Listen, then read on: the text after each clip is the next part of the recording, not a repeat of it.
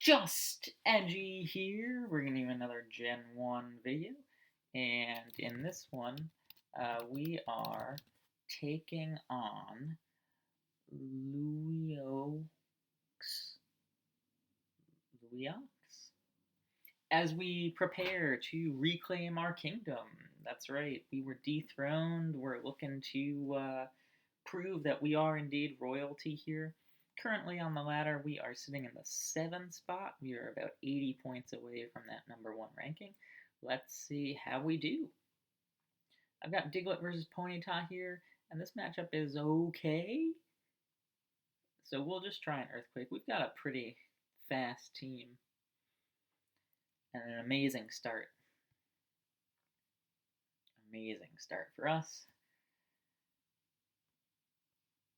Yeah, I like our team. It's fast. It's got a couple water types. I like water types a lot, especially in combo with a ground type. And grass type basically says, if you've got something for my water type, I've got the thing that counters you too. So no big deal there. We are going to switch out here into Seadra. And you might say, why not Poliwag? Well, Poliwag's a good sweeper, so getting any chip on it is tough. And I think I just need a little bit of good damage here against Tentacruel to have it in Earthquake range. So we'll go with a Surf, and then we'll go with a Hyper Beam, and he should be in range for us. Let's just confirm how much Diglett's Earthquake does to Tentacruel.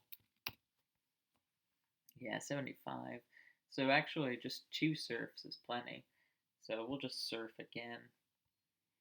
And then we will go ahead and try to freeze him. See if that works out. I don't know if we're in range for a 3 times attack Hyper Beam, but that's okay. We might as well Hyper Beam, try for the crit, see what happens. We don't get it, that's fine. Again, because the Earthquake gets him now. It's tough to switch that out at 4 times attack, right? So we're happy with that trade. And those were this player's 2 best counters to Diglett, we assume.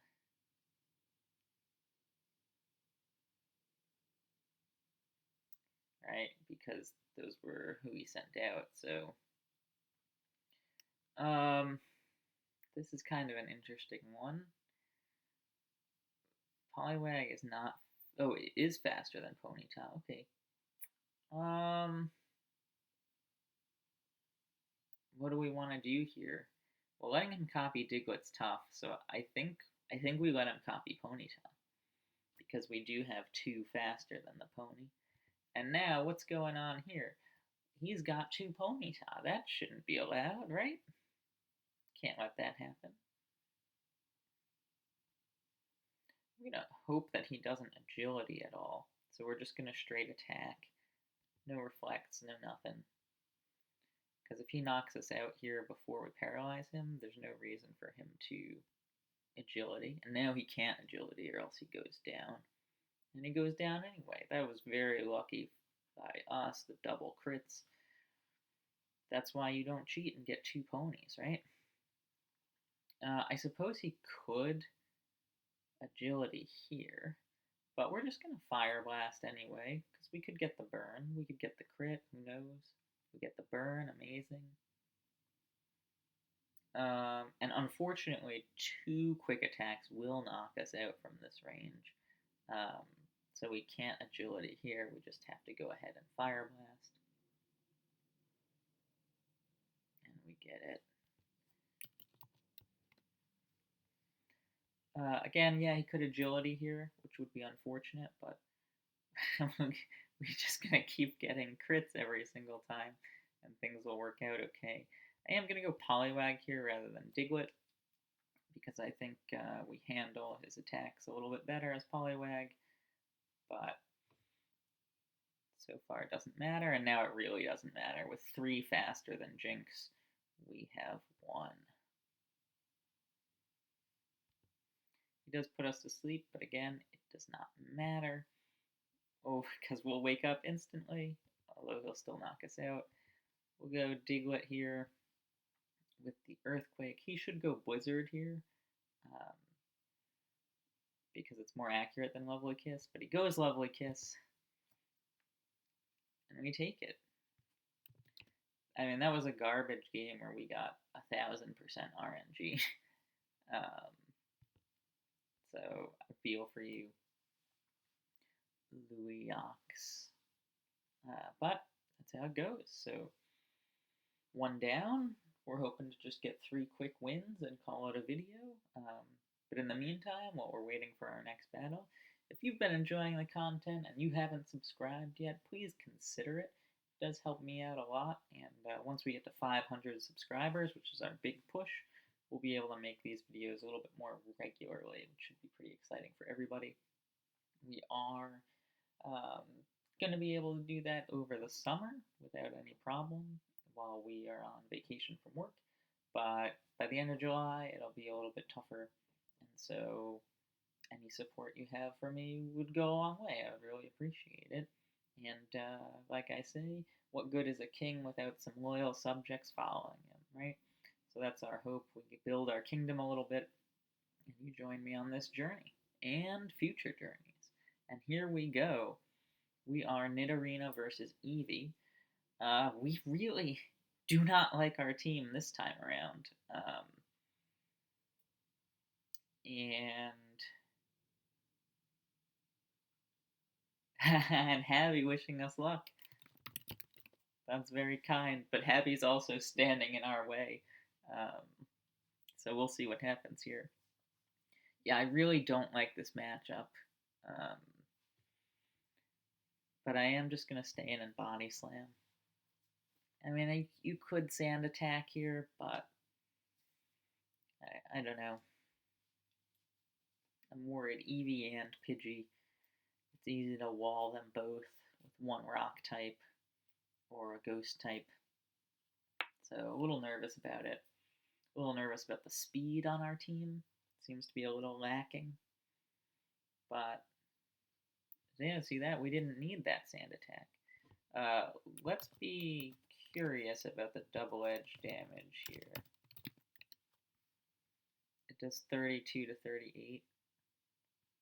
It would have been a good chance for a 3-shot. So, but we're gonna stick with the body slam because the crit chance, the paralysis chance, we don't want to take a ton of recoil damage. So we are just gonna keep on slamming.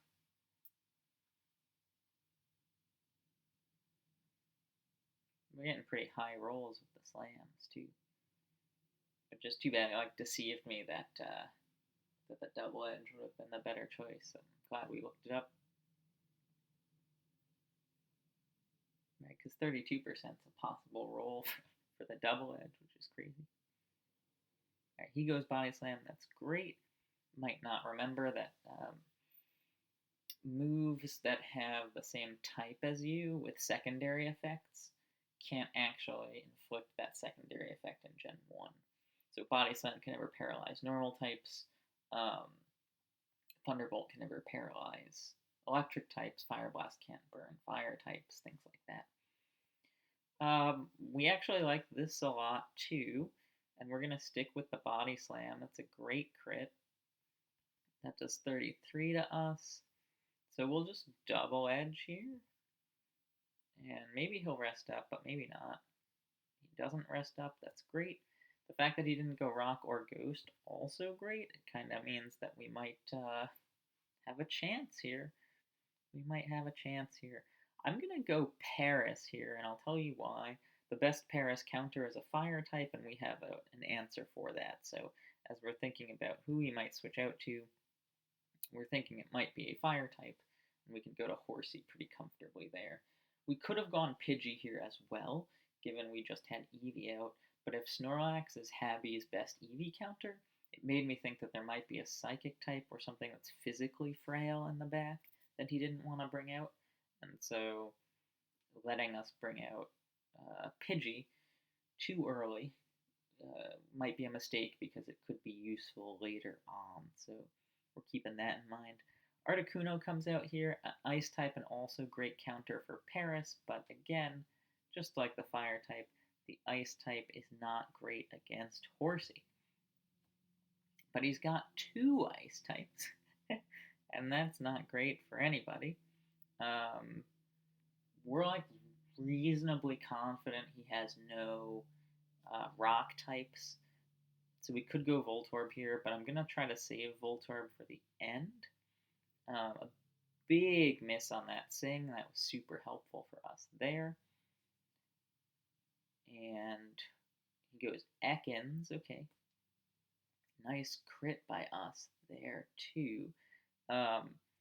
Paris is not very good at this point, so we will switch out on the Glare attempt from Ekans.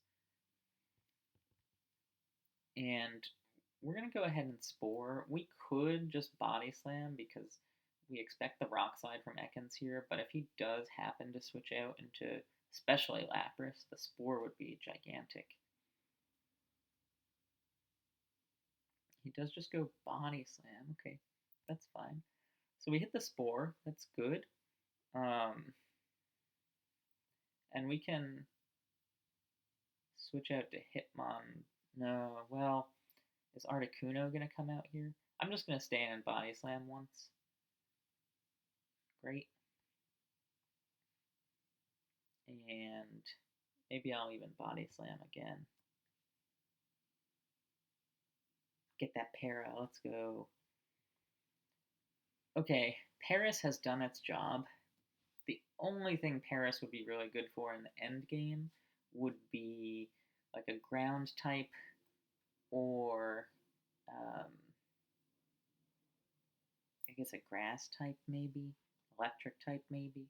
But we don't think he has a ground type based on the EV stuff, so we're going to let Paris go. We're not going to risk anything getting frozen. And just doing this chip damage is amazing here. And now we have choices. Like, we could reveal Voltorb right now. I'm going to actually check really quick. If Voltorb gets Articuno, Thunderbolt 50 to 59, so it doesn't. So we are going to go back to Horsey here. And we'll just chip down the Lapras. Once we get it into high jump kick range, we'll be feeling pretty good. He could go Ekans here as well, but I don't think he'll stay in with the Articuno. I think it's risky, unless Uno has rest, in which case he might want to stay in with it. And maybe it did, but we will never know. Or at least I hope we never know. As we get him. Okay, great. Lapras comes out here. And we're just going to stay in and surf. Last time I did 16%. This time it'll definitely put him in range for the high jump kick now, which he's in. And we will just stay in and go down. I guess he could switch to his last and try to set up, but we feel like Voltorb's fast enough that it can handle his last. And that surf might have put Lapras in range for the Thunderbolt, which would be even better. Let me just check really quick. Yeah, 52 to 61. We're at 53. So very possible he's in range at this point. And we're going to go with it. Yes, it's possible Lapras survives on 1 health. And that would be terrible for us. But thought he would switch out. And now we're faster. We can paralyze the rat. And then switch to Pidgey. And Pidgey plus Hitmonlee should get it. If this rat paralyzes us with a Body Slam right here, that would be really unfortunate. But that's the only real thing standing in our way right now. We could always go ahead and explode this turn, but it doesn't seem like the best play. So actually, let me check and make sure everything's good. Thunderbolt does over half. Double Edge does the rest. So yeah, we're fine. He's got a Body Slam, I think. Whoa, he goes Blizzard. Unexpected. but a good call. But 2 double edges should take out Lapras in case he wants to switch, and 1 double edge plus the Thunderbolt should also take out the Rat if he doesn't switch. So I think we're in good shape here. Oh, we do get the minimum roll there, but that is okay since he's fully paralyzed again. We're getting all the luck today, as I said. I guess there's a possibility that Lapras' last move is Rest, but that would be such a strange set. I don't know. No, it's Surf. Okay, so we'll take this one down, and we will move on to Game 3.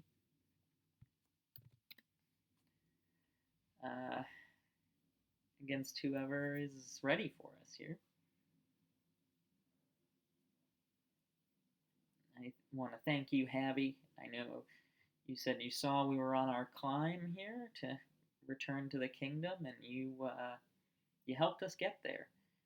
Hopefully, you didn't intentionally help us get there, and you were really battling your heart out. You had a lot of good moves there throughout the game, but just we are a little lucky this morning. A little lucky. I mean, starting off with Nidorina missing that Blizzard, getting the critical hit body slam against the Snorlax. Things just kind of seemed to go our way. The fact that we didn't like our team because of the 2 normal types that were easy to wall, and then Habby having no rock or ghost types, really helpful. No ground types to wall the Voltorb. Like, none of the walls that we feared were actually there. So that was pretty good for us. We were able to work through that effectively.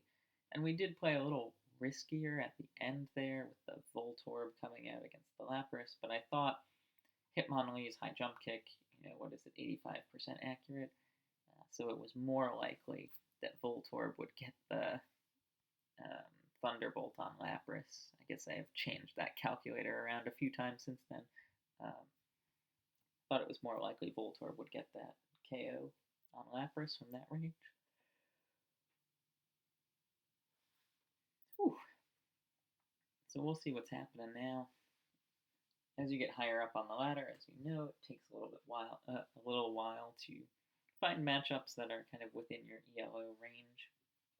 So we'll hang out and wait for a bit and see if that can come to fruition here. I know we say that we want to try for 3 wins per video, but as you get towards the top of the ladder, it might just be 3 battles per video because it's a little tough to have all this downtime in between those battles and to keep up a steady stream of good commentary to keep my viewers engaged. I hope you're engaged. Maybe I can think of some Pokemon-related trivia to ask in between the turns here. So let's think about this. Let's just think about this matchup. So first question, how many rock types are in Generation 1? Give you a minute to think about that. I don't know if I'm right about it, but hopefully I didn't miss any. And then once you've figured that out, the probability that none of your 6 random Pokemon are rock type, well, that would mean the first one can't be a rock type, so that probability is easy enough to calculate. And the second one can't be a rock type. Probability is easy enough to calculate. Right? They're all easy enough to calculate individually. And then since these are independent events connected by ands, you'd have to multiply them all together to find out the probability that none of the 6 is a rock type. And if that comes out to be more than 50%, then great. I guess we weren't technically lucky. If it's less than 50%, we were a little bit lucky. I don't know, didn't do that calculation off the top of my head. But you can figure it out and throw it in the comments section. But the fact that there was no rock, no ground, no ghost, now that felt lucky. Of course, there's only 3 ghosts, so no big deal, but there are plenty of ground types that aren't also rock type, right? Got the Sandshrews, the Cubones. Is that all we've got? Is that all we've got? Yeah, maybe. Yeah, I don't know if I missed anyone. Alright, I'm gonna check out the uh, battles that are currently happening in Gen 1 because you never like to be sitting around waiting too long. I see. So there are very few battles in Gen 1 randoms happening right now, so totally understandable why we might be waiting for so long here. Um, but maybe we'll jump into one and do a little bit of commentary and see what happens. Oh no, Blee Blee 8. This is kind of like BB-8, I guess. A juggler has a lot of round objects, kind of like a BB-8. I guess that's a reasonable thing that's happening here. You got Ivysaur versus Mach, and you might remember not too long ago we had Ivysaur versus Mach as the start against someone else, and missed the sleep powder, and then missed every RNG opportunity of the game and lost badly. Um, but not this time. This time we've been pretty lucky. We are going to go with the Razor Leaf here, just because we think that maybe a normal type will come out because it blocks paralysis on the Body Slam. And Razor Leaf does a good amount of damage here. We don't want to risk setting up and then like a Fire type comes out or something, but and we have to switch out anyway, getting no damage off. So I actually think Razor Leaf might be more of the middle ground play. It might even do, might even miss, and then it's phenomenal. Okay, no problem. We'll just go out to the king here, the man I aspire to be, and go ahead with a nice surf. I'm hoping he stays in and Confuse Raise us. That'd be really nice. But no, now he goes out to that normal type. Okay. We do have a second water type in the back, but since it doesn't resist fire, we're a little worried about it. I get the sense that you might be going for Thunder Wave. You probably also know Blizzard. Maybe Seismic Toss, maybe Sing. Tough to know for sure what you know. I'm debating between Ivysaur and Nidorina. The debate really is that, well, you've got Blizzard, you can probably knock Ivysaur out. You've got Ninetales, you can probably knock Ivysaur out. So I guess it's not much of a debate then. I should just go Ivysaur. And this was the normal type that I thought was going to be coming out turn 2, and didn't. But we do still have the advantage here. Seismic Toss comes out, which is smart. He knew Blizzard wouldn't KO. I guess, is it? So he kind of hoped we'd get fully paralyzed, I suppose. On the other hand, Blizzard could crit. Seismic Toss can't, so kind of weigh those options. Vileplume comes out. That's really interesting to me. I guess it might try setting up a Swords Dance, but it doesn't. It just goes for the Body Slam. Maybe Ninetales doesn't know Flamethrower, and so he didn't want to risk the miss, which makes some sense to me. Vileplume probably not in range for Lapras's Blizzard, because Vileplume is pretty solid defensively, both special and regular, and Lapras isn't the hardest hitter. So we will go Nidorina into the Blizzard here and miss, but so will the Vileplume. Let's go for the second Blizzard and nail it and get the full paralysis. Yeah, like I said, this morning we are just overflowing with luck. I don't know if that's the right phrase, overflowing with luck. If we get this paralysis, we certainly are. Fire Blast comes out. It doesn't burn us, but we do hurt ourselves in Confusion, which is unfortunate, and we go down. Really too bad. I'm going to go Electrode here because paralyzing the Ninetales will just make everything easier. Exeggutor comes out. That's unfortunate. He can put something to sleep. That something will hopefully be Ditto. It is. We can then go to Lapras pretty comfortably into the Psychic. It might lower our special, but it doesn't. And we can Blizzard away here. He's got to explode now. And he's fully paralyzed, so he doesn't get the chance. Amazing. That was really great. Cloyster is last, even better. Cloyster can't do anything to Lapras, so it's just going to have to explode. That'll let Electrode paralyze Ninetales, and then hopefully see. Oh my goodness gracious, Lapras survives. Since Lapras survives, we're gonna save it. It's speed tied with Muck, so it can still do something. So we go Ditto here. Even if Ninetales' last move is Substitute, Thunder Wave goes through Substitute in Gen 1, so it's no big deal. Transform go through Substitute? Yep. We can set up our Substitute now. Ooh, that was a big crit. Confuse Ray is like the only thing blocked by Substitute in this game, so yeah, you'll see it fail right there. That was pretty helpful. And I think Ditto just takes it home, and we get it. All right, so 3 battles, 3 wins. They were not much in terms of ELO gain, but we started at 27 and we ended at 52, so we're taking it. We are now 4th on the ladder. We're right there on the edge of the kingdom. We can see it, and it is within our grasp. So a couple good wins, and we'll be able to take it back. Thank you so much for watching and continuing to take this journey with me, and I will see you in the next video.